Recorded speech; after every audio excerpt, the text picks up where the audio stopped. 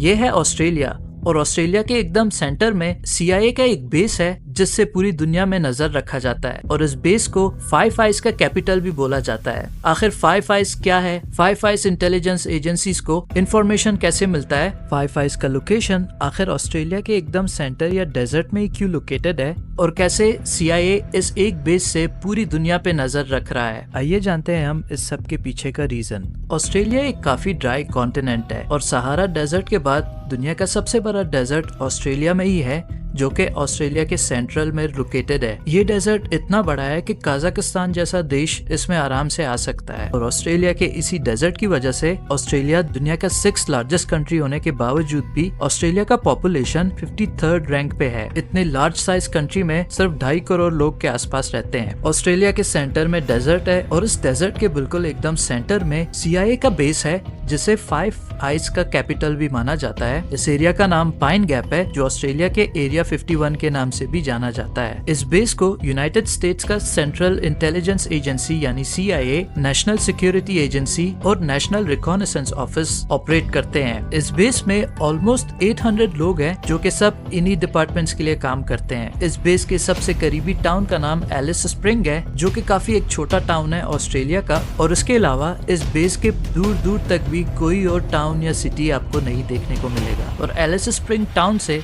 अगर आप 10 minute drive करोगे तो आपको रोड में ऐसे साइंस दिखेंगे जहां आपको आगे जाने से या आगे बढ़ने से रोकने को कहता है। ये प्रोहिबिटेड एरिया है, और यहाँ कोई आम आदमी एंटर नहीं कर सकता, क्योंकि आगे जाके ये रोड वो टॉप सीक्रेट इंटेलिजेंस एजेंसी है CIA और फाइव आइज का, जहाँ वो सीक्रेटली इंटेलिजेंस गैदर करते हैं पूरी दुनिया से। वैसे तो ये फाउंडेड बाय CIA है, लेकिन इसको सिर्फ अमेरिका ही नहीं बल्कि फाइव आइज के सारे कंट्रीज ऑपरेट करते हैं एक साथ। यहाँ जो इन्फॉर्मेशन इनको मिलता है वो सारे फाइव आइज के साथ शेयर करते हैं। इस बेस का ऑफिशियल कोड नेम रेनफॉल के नाम से है, और ये कोई नया बेस नहीं बल्कि 1966 में इसको इनॉग्रेट किया गया है। 1960s में जब US और सोवियत यूनियन के बीच कोल्ड वॉर शुरू हुआ, तब दोनों कंट्रीज ने सैटेलाइट्स भेजना शुरू कर दिया स्पेस में, ताकि एक दूसरे पे नजर रखा जा सके, और सैटेलाइट के जरिए ये डेटा कलेक्ट करते थे इंटेलिजेंस के लिए। लेकिन उस टाइम पे दोस्तों, ये डेटा जब कलेक्ट करते थे, इस डेटा को सैटेलाइट से कलेक्ट करना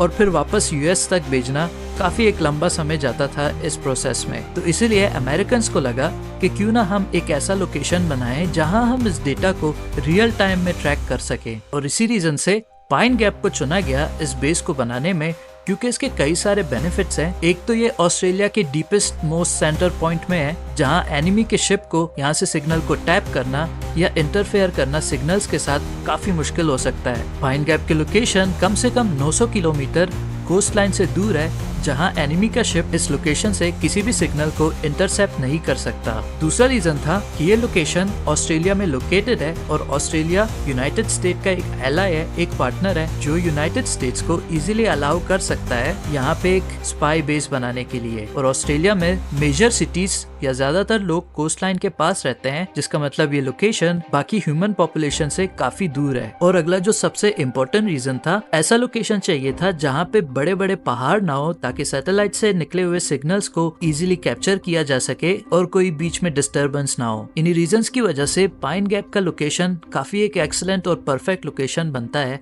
स्पाई बेस बनाने के लिए। और यहाँ जब US ने फर्स्ट सैटेलाइट लॉन्च किया, तो ये सैटेलाइट ईस्ट टू वेस्ट सारे कंट्रीज को कवर करता था, स्पेशली चाइना, इंडियन सब कॉन्टिनेंट, नॉर्थ कोरिया और सोवियत यूनियन का ईस्टर्न पार्ट। इन सारे कंट्रीज में यूनाइटेड स्टेट्स स्पाई कर सकता था बिना किसी रुकावट के, वो भी रियल टाइम में। और फाइनली जब 1966 में ये बेस सेटअप होके रेडी हो जाता है, तब यूनाइटेड स्टेट्स अपने स्पाइस को और उनके फैमिली के साथ ऑस्ट्रेलिया में शिफ्ट कर देते हैं, जहां वो ऑपरेशन करना स्टार्ट कर लेते हैं। लेकिन सिर्फ इतना ही नहीं, 1966 में ही ये स्पाई बेस काफी बढ़ जाता है, जिसमें बाकी कंट्रीज जो यूनाइटेड स्टेट्स के एलाय हैं वो भी इसमें शामिल हो जाते हैं, जिसे आज के टाइम हम फाइव आइज के नाम से जानते हैं। ये फाइव आइज यूनाइटेड स्टेट के वो एलाइज हैं जो इंग्लिश स्पीकिंग कंट्रीज हैं, जिनकी भाषा इंग्लिश है। और इन कंट्रीज में United states, Canada, United kingdom, Australia and New Zealand शामिल है। इन 5 इंटेलिजेंस ग्रुप का एक साथ आने का मतलब है कि ये एक टाइम में जो भी इंटेलिजेंस एक ग्रुप को मिलता है, वो बाकी ग्रुप के साथ रियल टाइम में शेयर कर सकते हैं। वैसे तो ये ग्रुप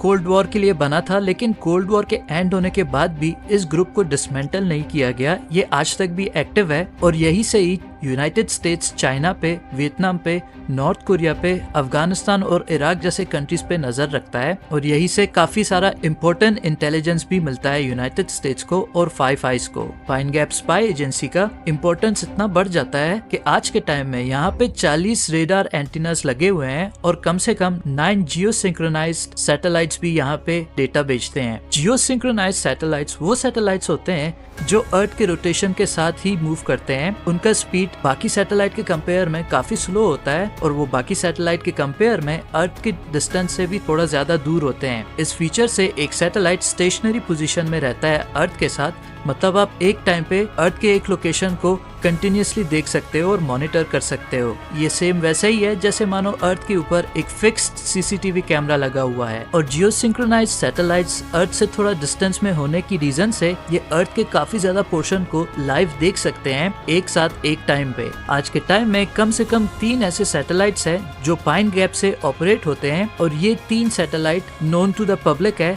हो सकता है कि काफी ज्यादा सैटेलाइट्स हो, लेकिन 3 ऐसे सैटेलाइट्स है जिनकी इंफॉर्मेशन इंटरनेट में अवेलेबल है। इन सैटेलाइट्स का नाम ओरायन 5 है जो कि वेस्टर्न यूरोप से लेके ईस्टर्न रशिया तक का कवर करता है, ओरायन 7 जो कि इंडो पैसिफिक रीजन को कवर करता है और ओरायन 3 जो पैसिफिक ओशन से लेके वेस्ट रशिया तक का कवर करता है। जिसका मतलब है सिर्फ इन 3 सैटेलाइट से यूनाइटेड स्टेट्स पूरी दुनिया पे नजर रख सकता है। और ये सैटेलाइट सिर्फ वीडियो ट्रांसमिट नहीं करते बल्कि वाइड रेंज ऑफ अर्थ से निकले हुए फ्रिक्वेंसी को कवर कर सकते हैं, जैसे कि radio wave communication, radar emission, microwave signals और यहाँ तक कि मिसाइल सिग्नल्स भी ये सैटेलाइट्स कलेक्ट कर सकते हैं। इसी रीजन से जौन सी भी कंट्री आज के टाइम मिसाइल लॉन्च करता है, सबसे पहले इन्फॉर्मेशन यूनाइटेड स्टेट्स तक जरूर पहुंचती है। और फाइव आइज स्पाई एजेंसी इन 3 सैटेलाइट की मदद से ऑलमोस्ट पूरी दुनिया पे नजर रख सकते हैं, जो वेस्टर्न अफ्रीका से शुरू middle east, Ukraine, Russia, Afghanistan, China और नॉर्थ कोरिया शामिल हैं। जब ये सैटेलाइट्स डेटा कलेक्ट करते हैं, ये तीनों सैटेलाइट्स डेटा को ट्रांसमिट करते हैं पाइन गैप स्पाई एजेंसी में और वहां से ये स्पाई बेस